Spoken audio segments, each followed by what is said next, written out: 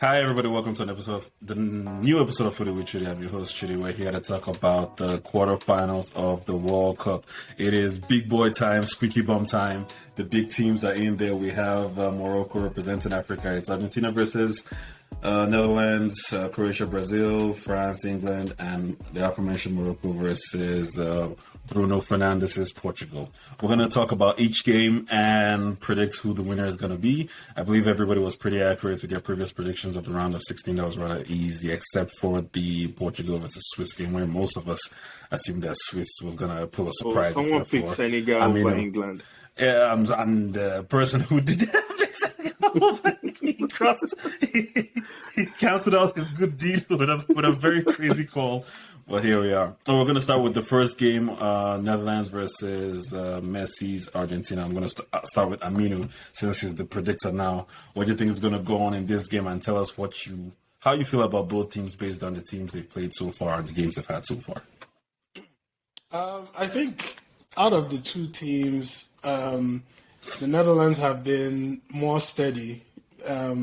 They've approached each of their games more balanced with their style of play, whereas Argentina has obviously been up and down. After their first game, all hell broke loose, but then after that they've been steady, getting better. But then again, they have some injuries like with Di Maria that I think also affects the way the team plays in general, like how they press and their creativity up front and not being too reliant on Messi.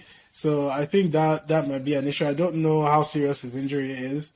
I think he may be back for the Netherlands game. Not too sure. But for that tie specifically, I think it will be a close one, but it could really go either way. I'm going to say the Netherlands will beat Argentina in the next round. You started. Hey, I told you guys. Started. The last round and what happens? The Netherlands have been very conservative, as we expect from Van Gaal, obviously. One could argue that Argentina had the second easiest group. They fumbled with the easiest team and beat the other two teams in there, but what they did with Australia, let's remember, I think it took the commentary to remind me that they literally won Australia by that mistake Australia made at the back with the keeper pass and it could have really gone either way. So, given how conservative Netherlands can be, it's basically Netherlands being conservative versus a moment of Messi magic that these guys are hoping for. So it's kind of hard to call. So it depends on what just quickly what the balance of that game is. If it's 0-0 going into the late into the second half, I can see Messi magic sort of taking Argentina to the semifinals. But if Argentina scores first or Holland scores first, then that game just goes crazy, because that Australia game, when Australia was chasing, the last 15 minutes or so, they put Argentina under so much pressure that, Argentina coach had to call his boy, Martinez, the butcher, to come preserve the win for them. And I don't see them being able to sustain that kind of pressure against a better team like Netherlands. So we'll see. Skip, tell us about your boy Enzo quickly. What position does he play? Because he was playing again. He started back in the before he moved to Benfica. He was playing like a deep line playmaker, like a DM. He was playing there, but his game have actually grown and it's more of a box to box now.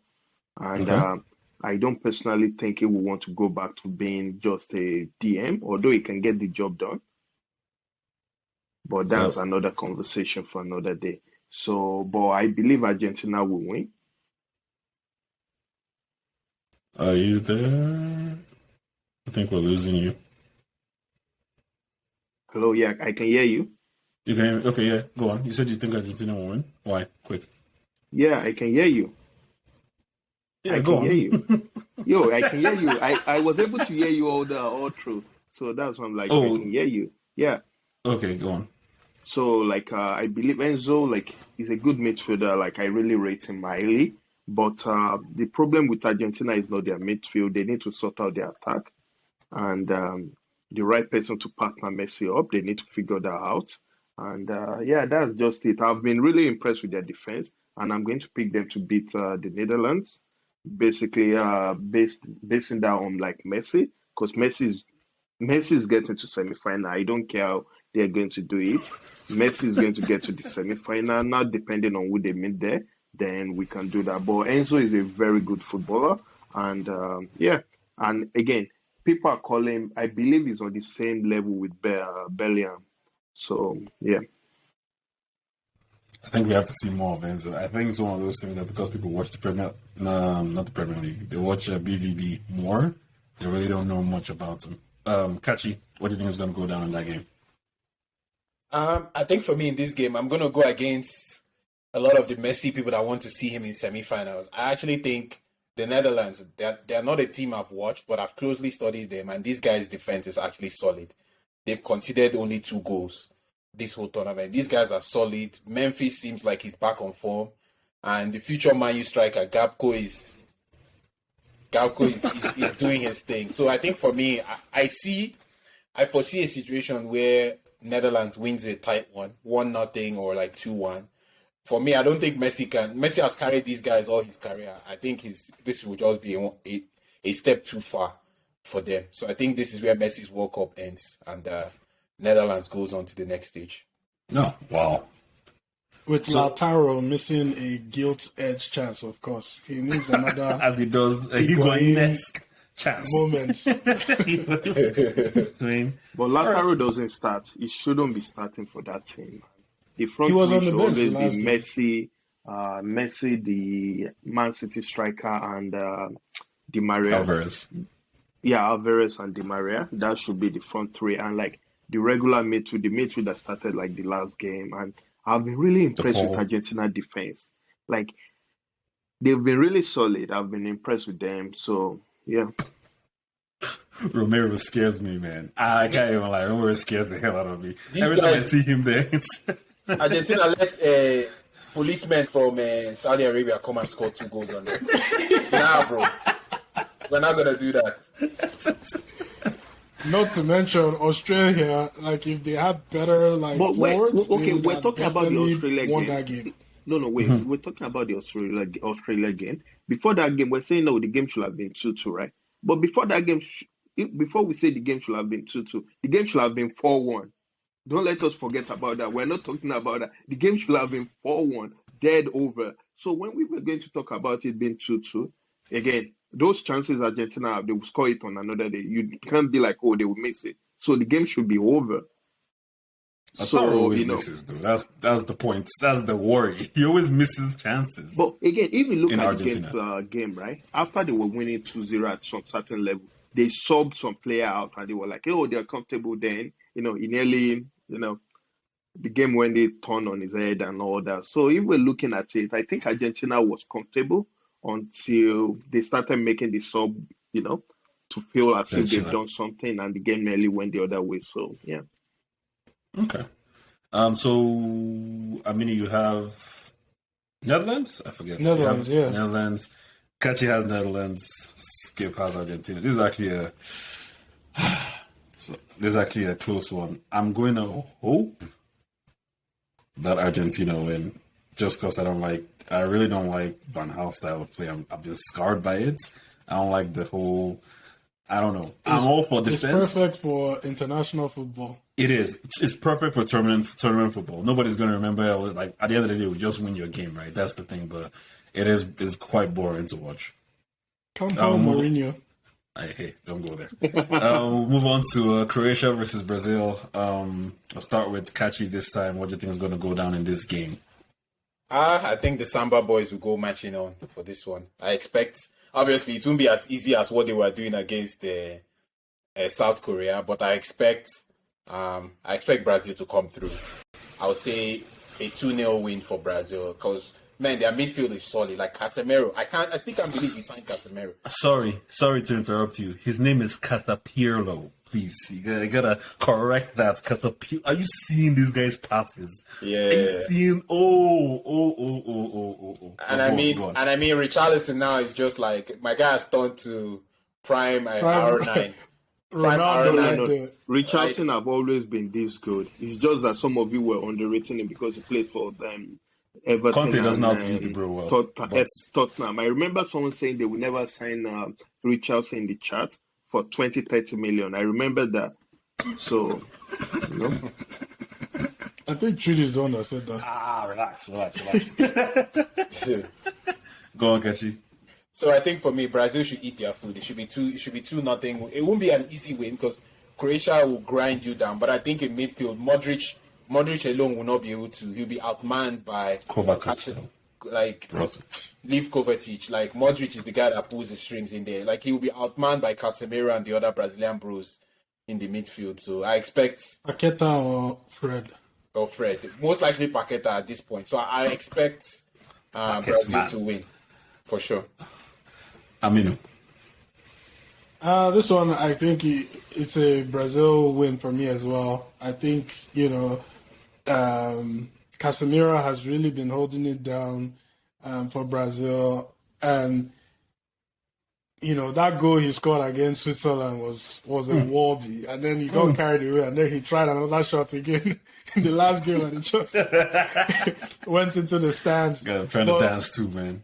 Yeah, but Brazil, for me, they're the strongest team in the World Cup, left in the World Cup right now. I don't see anybody slowing them down. It would be an upset if they lose and don't go on to win it all.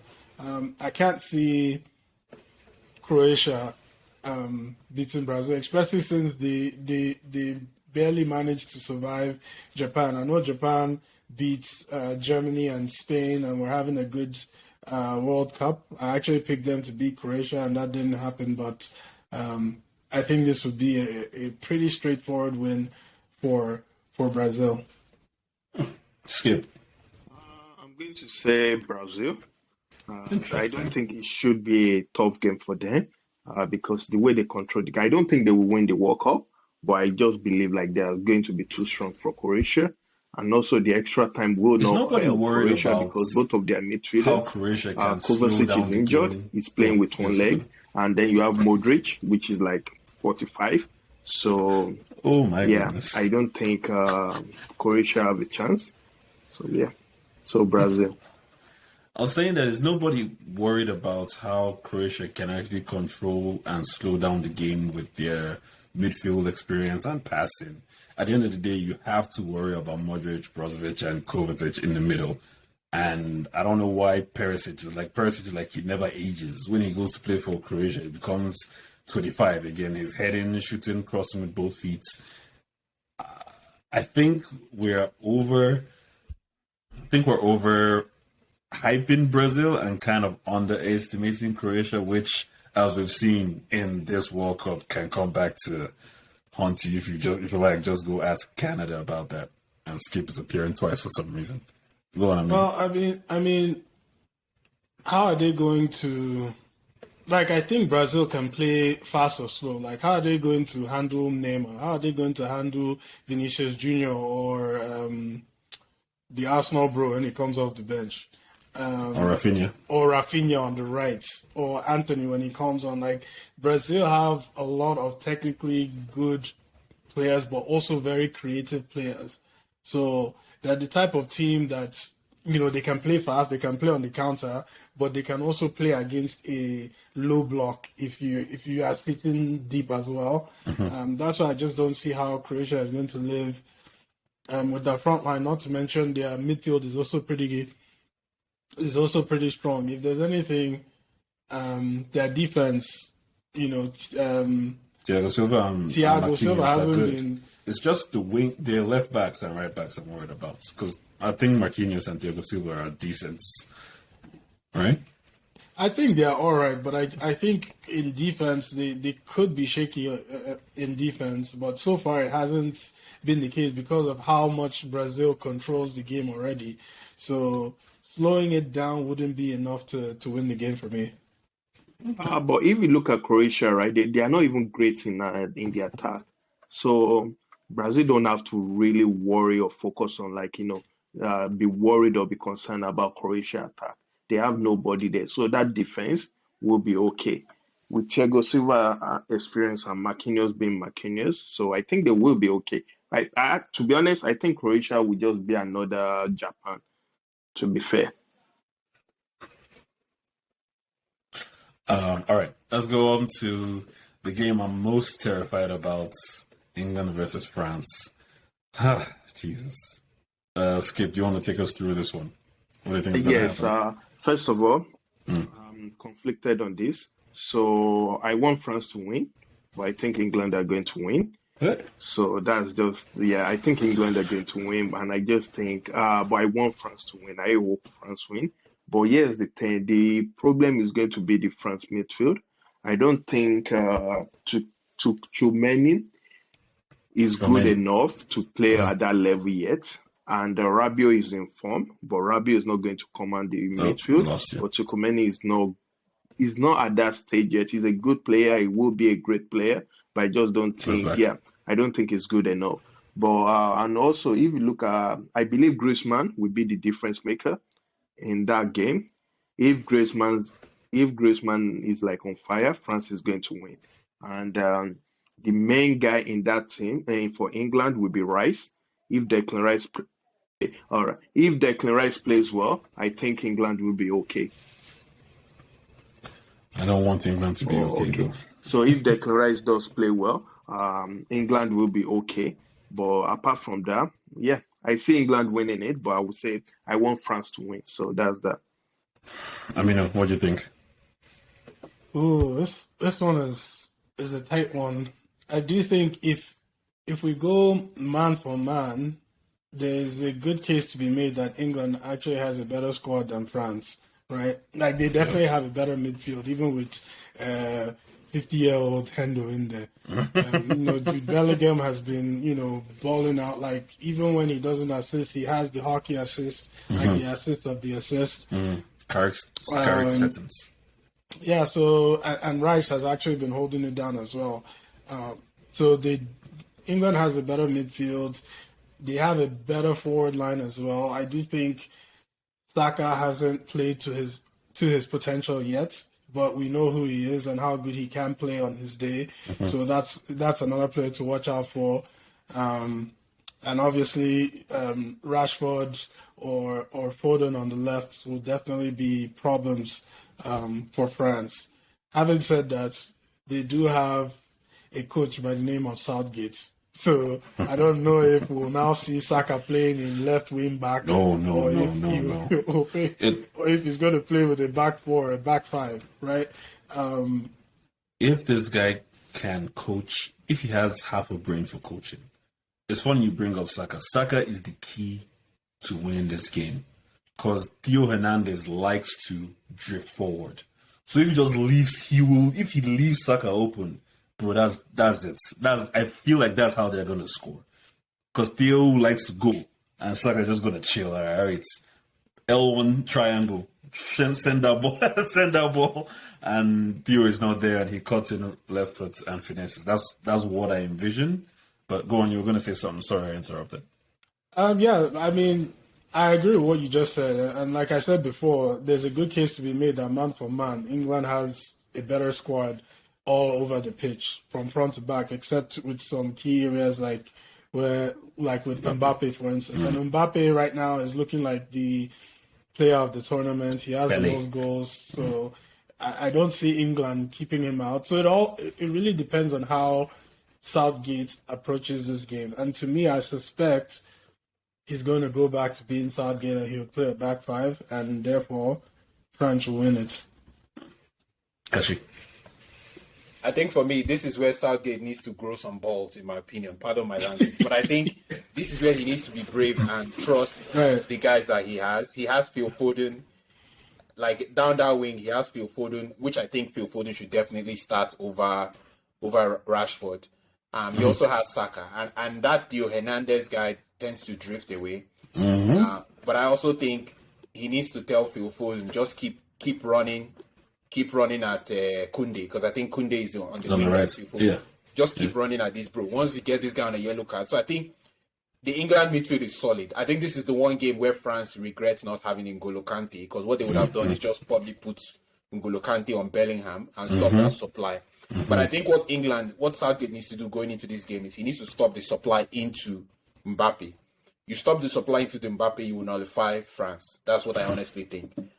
So I think this is the one game where it can be anywhere from a 1-0 win for England to like a 6-3 win. Like, it's one of those games where it can be wide open, right? In the sense that England can turn it on. Like, the attack is so potent that if they catch France on the break, they can really, really punish them. And I think for me, this France game, I also feel that the France goalkeeper, Lloris, has been on form, and he's due one of those his Tottenham mistakes in this tournament. So I honestly, this is me going against my heart. I honestly think England will pull it through. I don't want England to win, but I honestly feel these guys have enough.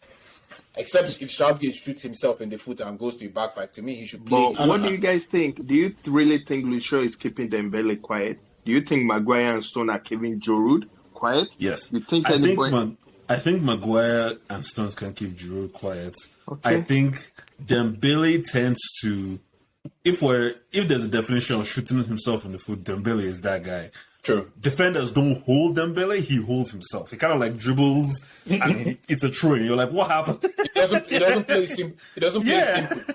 Yeah. You're like, bro, what happened? And sometimes he slows. It's funny. He's fast, but he slows down the game with his dribbling. And England, if you slow down the game, everybody will come back. You know why he does that? Dembele sometimes will run and forget the ball.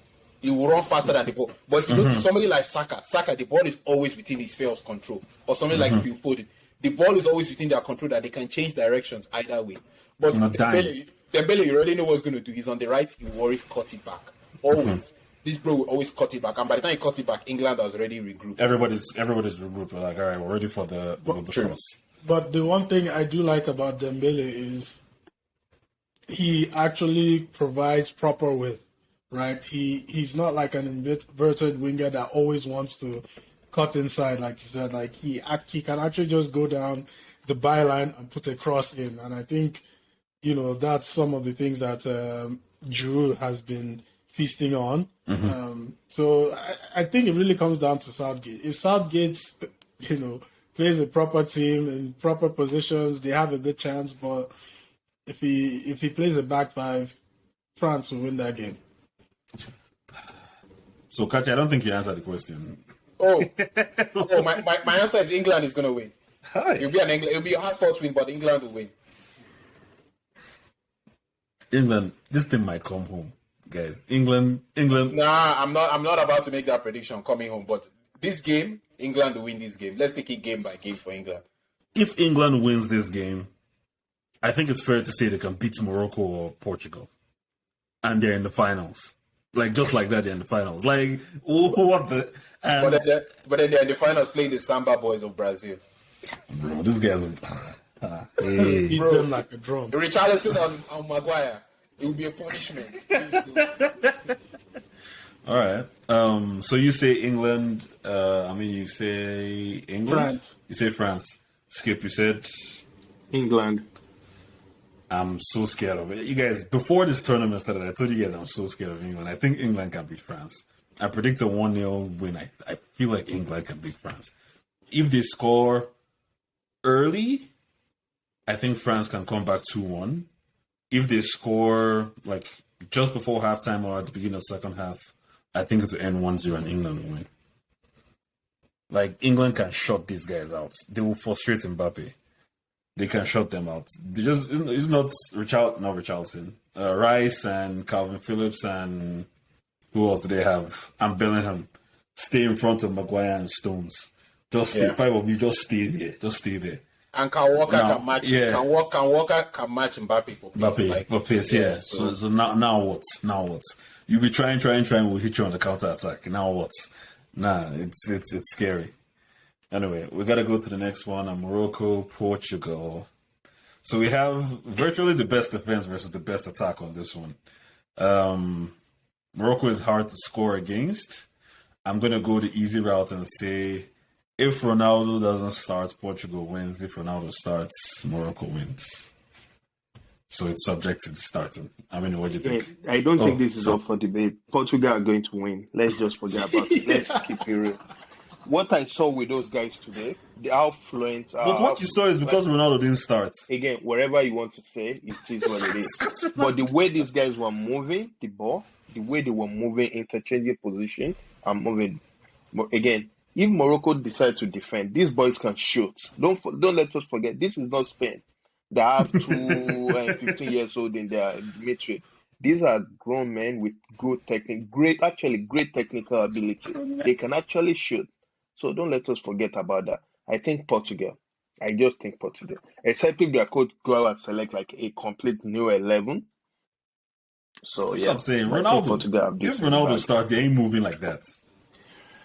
It doesn't matter who Santos starts. Portugal is winning that game, and the reason being, Spain had no cutting edge, right? They wanted to pass the ball into the nets. Like, if you watch that game, they kept passing all the way back, trying to find a way through the middle. And that's what Morocco does well when they do. That's what they want. That's what they want. Keep it compact in the middle and force you out wide. But when they're out wide, it's like, we can't cross the ball because, Morata is not good enough in the air and we don't have a lot of aerial players that can go and win headers. So there's no point in that. We need low crosses, and those ones, Moroccan defenders are good at cutting out as well.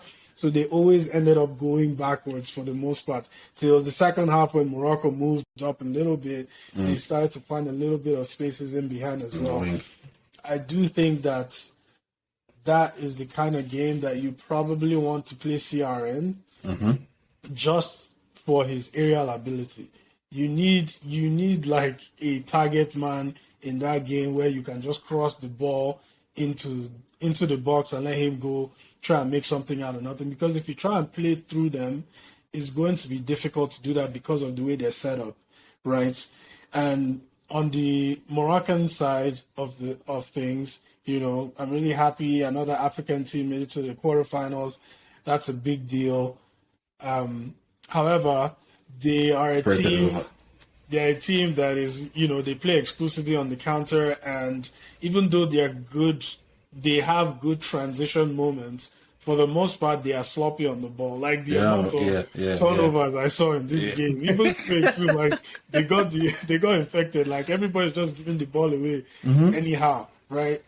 I feel that is something that will hurt them against Portugal, because Portugal doesn't turn the ball over. Like Bruno, I think, is probably the only one that turns the ball over, but he's trying to create for the team and have like that Hollywood pass. So, those turnovers will actually cost them, because Portugal is another team that is actually really good on the counter. So if they're trying to counter and then they turn over the ball high up the pitch, like I can see Portugal going the other way and capitalizing on their mistake. So one way or the other, I definitely see Portugal winning this, comfortably. So I'd say maybe 2-0 or 3-0. Gotcha. I don't know. I think for me, this Portuguese coach is going to go and spoil his food and play Ronaldo from the beginning. For me, I think the evidence is clear. Well, look, I just explained to you why you need Ronaldo. No, I don't buy that. In my opinion, if I'm the Portuguese coach, I will go the exact team I played today. Play Bernardo Silva in the middle. Play definitely not Ronaldo starting. That Ramos guy that had a hat trick today definitely has to start. Like if you bench the guy and play Ronaldo next game, I'm sorry. Yeah, I think the CR we imagine is the CR from Real Madrid. This bro is not. Yeah, he can jump, but this bro is not getting a standing jump over these guys from Morocco. Let's just put it at that. Ramos isn't going to get the same space he got in the game today. That's the one thing that I can see why he would want to play Ronaldo. But either way, like even if Ronaldo doesn't start, he will come on at some point in that game. Like Morocco might hold them to like a 0-0 for like 65 minutes or whatever, and then Ronaldo comes on as a target man and causes them problems that way, right? Fellaini settings. One way or the other, I see Ronaldo being the difference. He might not be the one to score the goal, but he will definitely cause problems for their defense that will open it up for the wing players like João Felix or maybe at that Rafael. point Rafael Yeah. would be on. But I can't see Ramos having the space that he had in today's game to go in there and score goals. It's just space. not gonna happen. No. Anyway, my pick, I still pick Morocco, and I'll tell you why. I think Morocco will win a close 1-0. I know it's crazy. I know it's against the grain. I think Morocco, like a Morocco penalty or like a Ziyech free kick, and I see Morocco like scoring early and literally just like parking the whole of their country in front of the goal, and their goalie, the Bono guy, Oof. having another worldie. Don't let me start on that, bro. But that's Put my 100 on that pick because you'll probably make 100,000. I'm telling you, bet on that. Ziyech to score the only goal, but I think also in this game, like the guy that plays in the middle for Morocco, Amrabat, he needs to be better in this game. He needs to literally play the game of his life in this because he's going to be playing Bernardo Silva, or sometimes with Bruno shuffling in there, or Vitinha as well, depending on who Portugal plays. But I think Morocco has to be solid, right? But my pick is Morocco. I just have a funny feeling that the Portuguese coach will start Ronaldo, and this shit is gonna fall. This shit is gonna come crashing down real quick. So Morocco to be the first African team to make it Semis. Semis. Then lose to England. Then lose to England. If Morocco beat Portugal, they're Eto would be right. Half of that his bracket. They will beat England for sure. So before we go, just a quick one on who do you guys think is going to win it based on the 8 teams left now? Win it all. Do you still think Brazil? Closing statements. I think there's a really good shot for Brazil to win it all. Like they've looked the most complete and consistent team. I said, okay, maybe England is the most complete team, but Brazil is the most consistent team so far, and they're just so fluid. Like they're actually playing really good football. Like England, I don't know if they've actually played good games. They've just been playing scoring. friendlies. This is the toughest team they have. Yeah, so I think Brazil has a good chance, but I actually have a sneaky feeling now that Portugal is going to win it. Hear me out. The change that is going to be the catalyst is Ronaldo coming off the bench. They are going to I don't know if he'll come off the bench against Morocco. He might start against Morocco, but after that, I can see him coming off the bench against whoever wins between England and France, and then in the finals. And then, it's just going to be a fairy tale ending for Ronaldo. He comes off the bench in the final, scores the winner, retires from international football. So you're picking Portugal. You're switching over to Portugal. I'm saying Brazil is 1A, but my dark horse is Portugal. I am skeptical because you guys know me. I'm a skeptic. I'm so fearful. I'm scared that this World Cup is going to turn out like Brazil and Argentina in the semifinals. Argentina beats Brazil in the semifinals. Then England beats Argentina in the finals. That's my prediction. I'm scared England will take this. And they will take this by eliminating the only team that I feel can beat. I'm sorry, they'll take this because Argentina eliminated the only team I feel that can beat England, which is Brazil. Kachi, what do you think is going to happen? Yeah, for me, it's the Samba boys all the way. They're dancing all the way to the trophy. I think they are a team of destiny in the sense that Pele is sick, so that's another motivating factor. These guys can field 2 starting 11s. This is Neymar's final, I think, aside from Champions League. This is the one thing that people have held over him. The Brazilians have held over him in the sense that I think the guy is like closing in on Pele. I think he's 1 goal away from record goal scorer. Yep. So I honestly see Brazil winning this. I feel the winner will come from that Brazil side of the group, not the England side of the group. That's for sure. I can definitely I see what you mean in terms of like if England get through France, their path to the final is actually very, very solid. Because I can see England making it all the way to the final if they beat France. But for me, I'm not deviating from my pick. The Samba boys all the way. Skip. France. I don't. No, France. Argentina. I'll say Argentina all the way. Again, Argentina all the way. I just want them to win. I want Messi to win it, to just so people can just stop giving him all the sticks and all that. So Argentina. Wow, if we get an Argentina-Portugal final, the world is going to explode. Jeez. I can't even watch it. Ideally, I would like a Brazil-France final. I feel like whoever wins, I don't care. Brazil-France, I feel I'll be so neutral and relaxed watching the game if it's Brazil-France. If it's anybody else, if it's Argentina, England, if it's Portugal, Argentina, if it's England, anybody, I'll be so nervous. I just don't want England to win. I don't want England there. I really don't want England there. Anybody else? I don't want it. But who knows? Nobody's even talking about Croatia. Who knows? These guys could surprise us again. No chance. Or even Holland. Van Gaal could do a Van Gaal thing. Mm-hmm. No chance. King Louis. Don't call me King Louis for nothing. All right, cool, perfect. Thank you guys for your predictions. Thank you for being here. Thank you guys for listening. I do have to remember to start saying this at the beginning of the recording. You guys should try to remind me. You guys should please like and subscribe and follow us on Instagram and YouTube and Twitter. And as always, continue to love football. Thank you.